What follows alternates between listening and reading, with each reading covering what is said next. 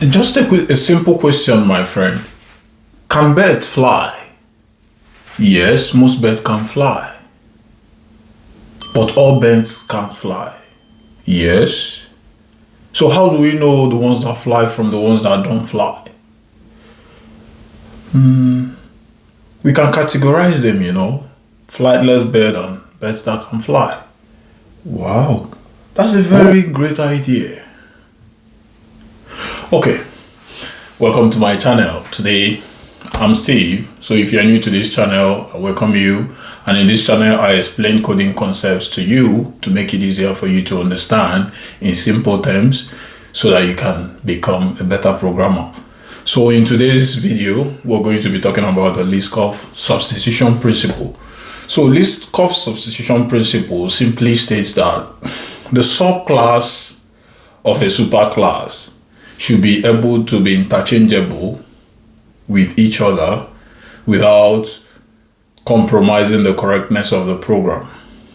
So what this principle is about is that if you have a parent class and have some child classes or subclasses, those subclasses should be able to be interchangeable without violating the code or causing problems.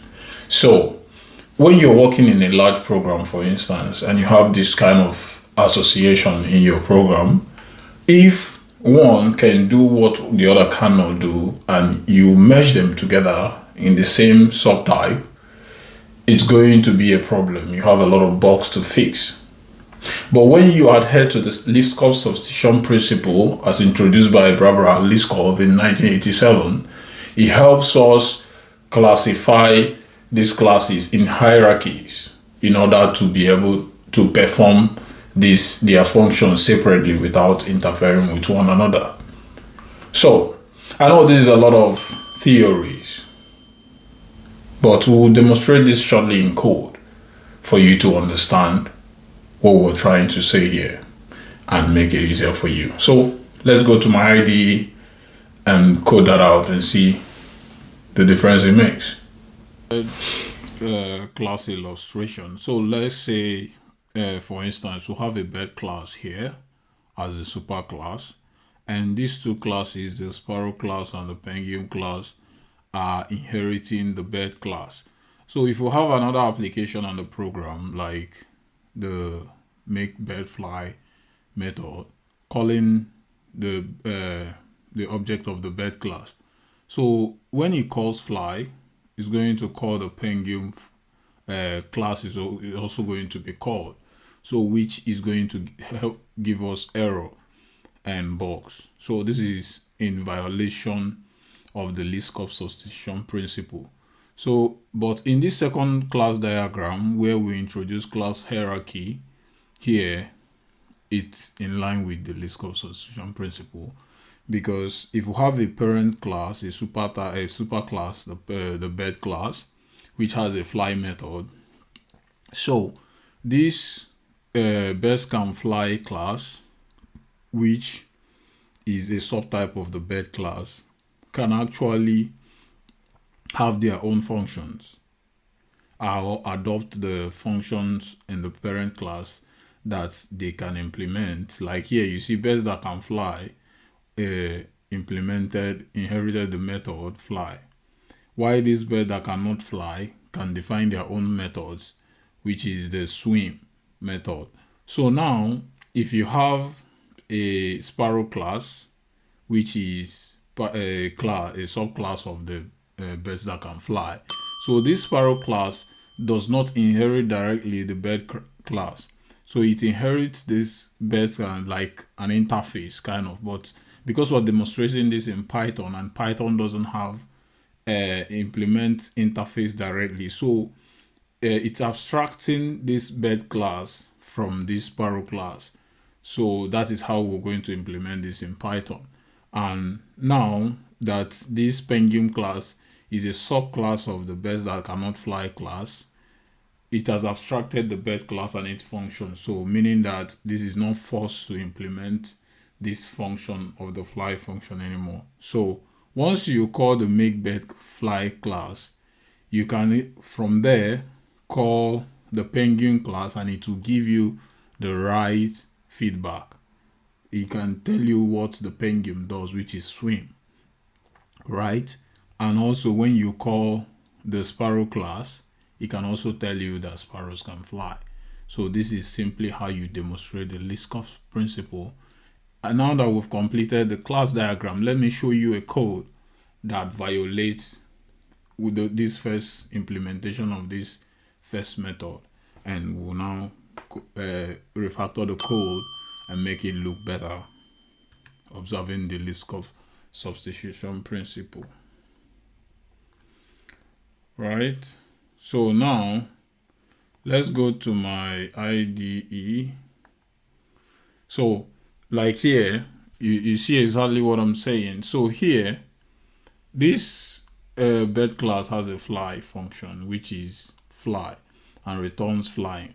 So the sparrow class as a subclass of the bed class, which inherits the bed class. Now it will return that the sparrow is flying because sparrows can actually fly.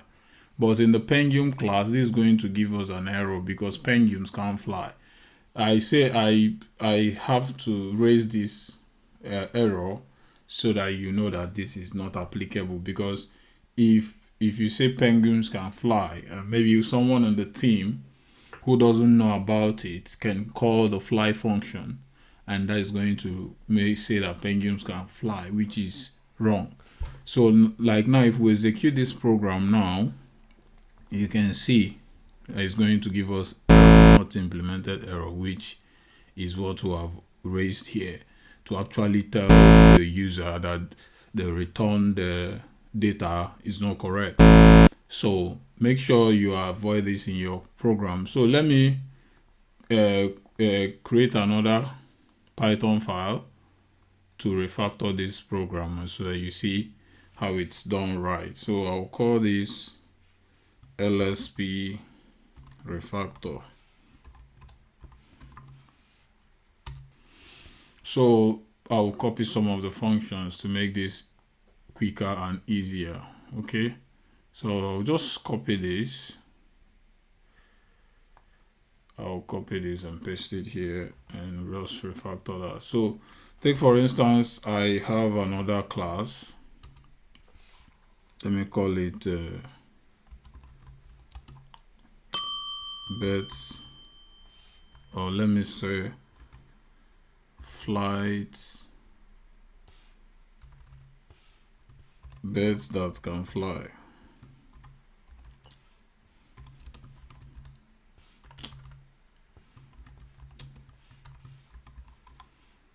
So these birds will inherit the bird class directly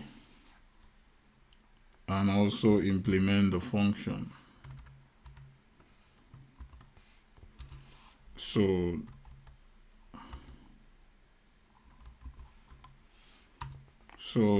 we just put pass here because we're not doing anything with that. So the sparrow class will now inherit this class directly instead of inheriting the super type parent. So birds that can fly. So we create another interface class that is going to interface between the bird class and the penguin class as well. So let me call it flightless birds.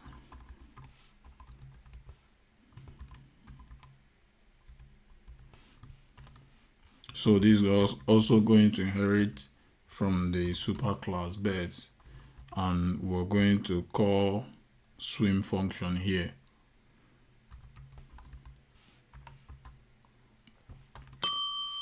Right, so I'll put this to pass as well because we're not interested in that yet. So this is good, this is good. So now this is going to inherit from flightless birds here. So now instead of calling this fly class, we'll call the swim class here, right? So now this will simply return penguin swimming, yeah, penguin swimming. Right? So now, if we call this class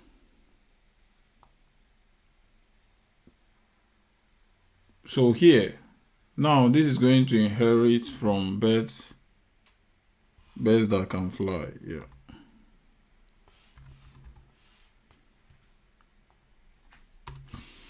Instead of calling the parent class directly. So you see, it highlighted this penguin class because penguin cannot fly, right? So this is why this is highlighted now, to show you that this is a wrong implementation. So when we run this class simply, the sparrow is flying, right? So now let's do some tricky stuff here that will amaze you to see how Liskov substitution principle is powerful and what it's preaching. So let's call swim here, right? So and pass penguin here,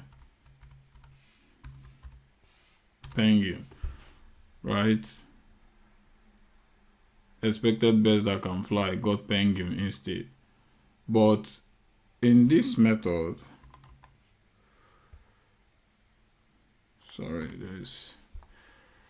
so if we execute this program, it's going to still execute penguin swimming.